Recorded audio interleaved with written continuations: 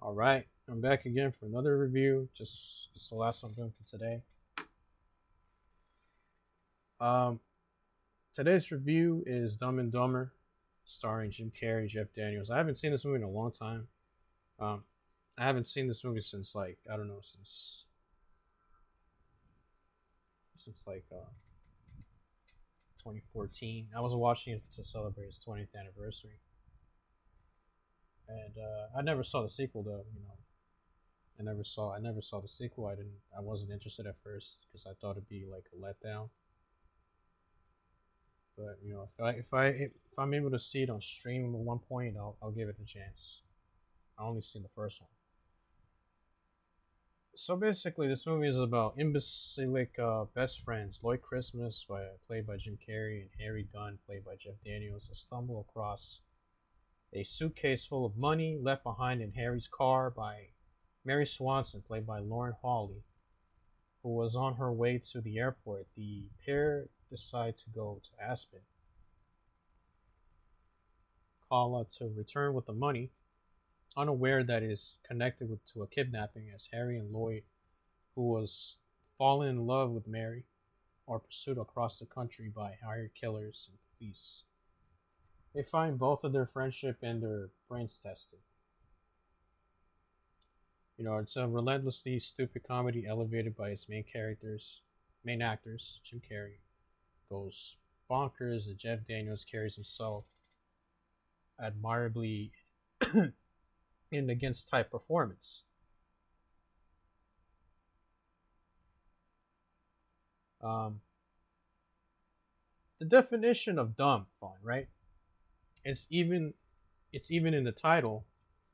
Jim Carrey and Jeff Daniels are both so memorable and lovable. Dumb as Harry and Lloyd. The iconic dog car was funny. The classic scene about want to hear the most annoying sound in the world. It's still hilarious.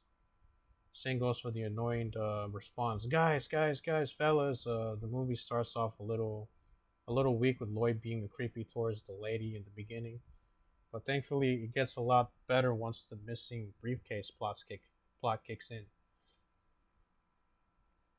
The movie is very quotable, especially the line, "So you're telling me there's a chance." The comedy is sometimes hit or miss, but overall pretty funny.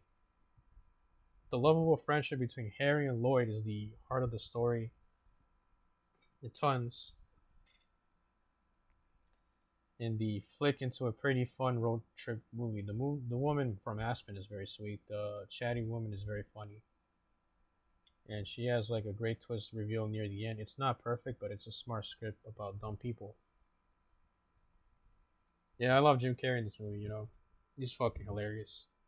Sorry about the language, but he's very hilarious.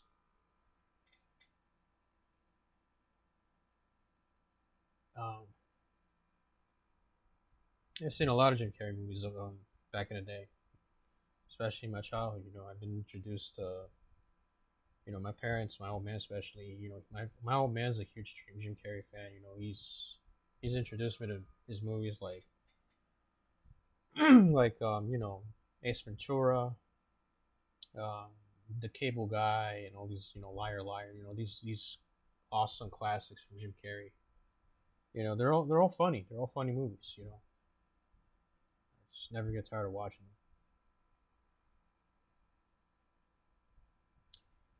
them. How does this movie make me feel? In one word: lighthearted, exceptionally dumb, but endlessly quotable. It's impossible to not laugh while watching this movie, unlike some of Jim Carrey's other roles. This one has aged decently well. He and Jeff Daniels have a great comedic rapport. It's a bit mindless, but that's exactly what I was hoping for. Best character Harry, best quote. So you're telling me there's a chance? Lloyd, best scene, the snowy owl benefit. It is too funny and highly enjoyable, but it has a great feeling to it. Right from those intentional title card spelling mistakes.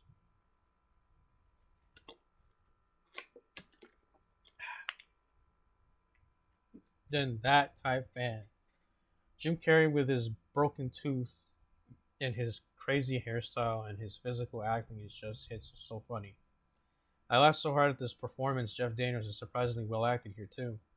Both of them are like just amazing together. There's just an amazing vibe throughout the entire film. The dumb humor and realization that they are two grown men doing that makes this movie a comedy classic. Comedy classic. Dumb and Dumber succeeds because of Jim Carrey and Jeff Daniels completely commit to the absurdity. Their chemistry makes Lloyd Christmas and Harry Doon feel like genuine friends, and that likability keeps even the dumbest situations entertaining. Peter and Bobby fairly packed a road trip story with one memorable gag after another, blending clever misunderstandings, physical comedy, and ridiculous slapstick into one of the defining comedies of the 1990s. The plot is intentionally simple, existing mostly to carry the next joke or outrageous situation. That's part of the film's charm, but also means character development takes back to nonstop comedy. The juvenile humor, crude jokes, and exaggerated stupidity won't work for everyone, and some gags have aged better than others. Still, it is style of comedy flick clicks you with you. It's easy to see why the film has remained a cult favorite for decades. It is hands down one of the funniest, most ridiculous comedies in history. I loved it in the theater. I mean, I loved it when I first watched it as a kid, at the age of 11. I saw this one on TV. I saw this one on TV once. This aired in Cartoon Network. I was an 11-year-old watching it for the first time. Yeah. These pundits who want deep and gay and racial issues in every movie won't appreciate the literal stupidity that is so egregious. You have to laugh. One of my top 10 of all time favorite films is still quotable today. Who hasn't said once or twice, so you're saying there's a chance? Yeah, a certain type of funny, very funny to me. It's hilarious to me. To many others, it might not be. Very many memories made with this movie. They're all good. I love.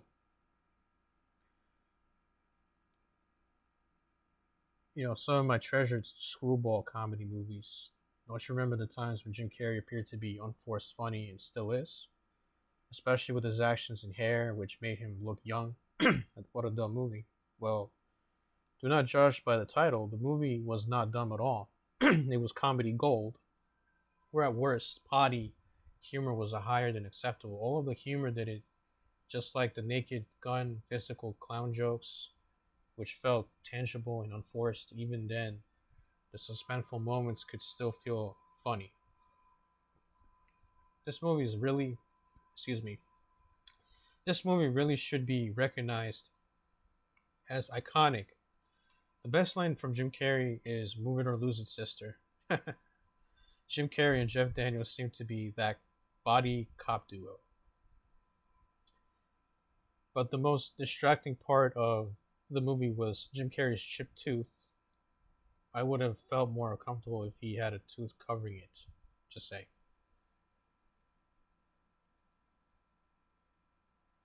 It's a classic, a cult movie. And if you don't like it, then screw you. Top 5 comedies of the 90s, maybe number 1. Probably better than Bill and Ted's the second Till in Bed movie. That would be second place for me if I were to make top 5 best comedy movies of the 90s. I would make Bill and Ted 2 number 2, and number 1 is Dumb and Dumber.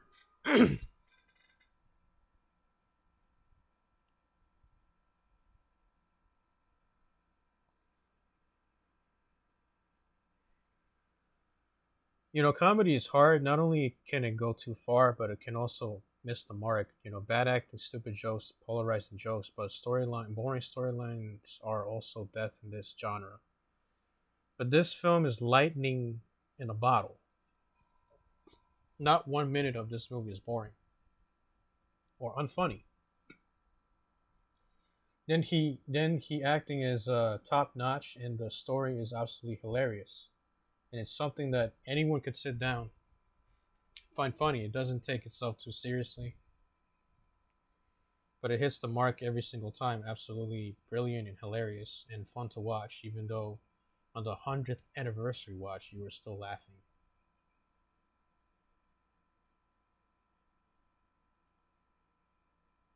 Yeah, it's very outstanding. Very stupid in the best possible way. Dumb and Dumber is like a pure blast of ridiculous comedy that still holds up decades later. Like Jim Carrey's Lloyd Christmas is a whirlwind of faces, voices, and fearless physical gags, while Jeff Daniel matches him perfectly as the sweetly dim Harry Dunn. Together, they turn stupidity into an art form, creating nonstop laughs through a simple road trip packed with outrageous moments. The film never pretends to be smart. Instead it leans into excess, crude jokes, and slapstick, and that commitment is exactly why it works. The chemistry between Carey and Daniels is electric, making every scene feel playful and unpredictable. Even when the humor is juvenile, their timing keeps it charming rather than annoying. Dumb and Dumber isn't about plot or depth, it's about letting go and laughing as hard as possible. It's endlessly quotable, wildly rewatchable, and a defining comedy of the 90s that still delivers pure, carefree fun today. A timeless reminder that sometimes being dumb is pure joy indeed. You know, in other words, this is cinema, pure cinema.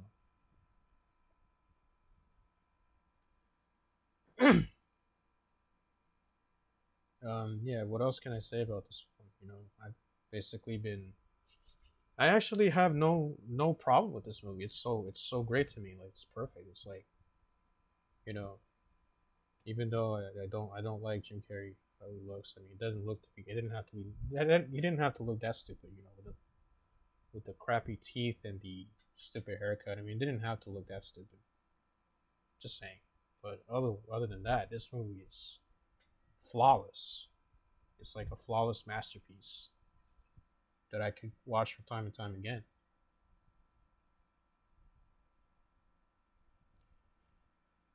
Words cannot describe the praise this movie should get. Top five movies of all time, definitely the best comedy movies of all time. Jim Carrey is a treasure. No one will ever capture his character like he can himself.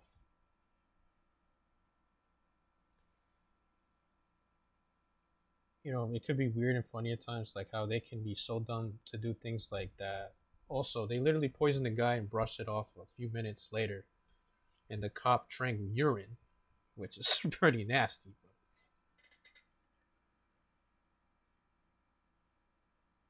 Big Jim Carrey fan here. This was just another really solid comedy. Everything was pretty basic, but I enjoy Carrey and Jeff Daniels' chemistry. Pretty funny overall.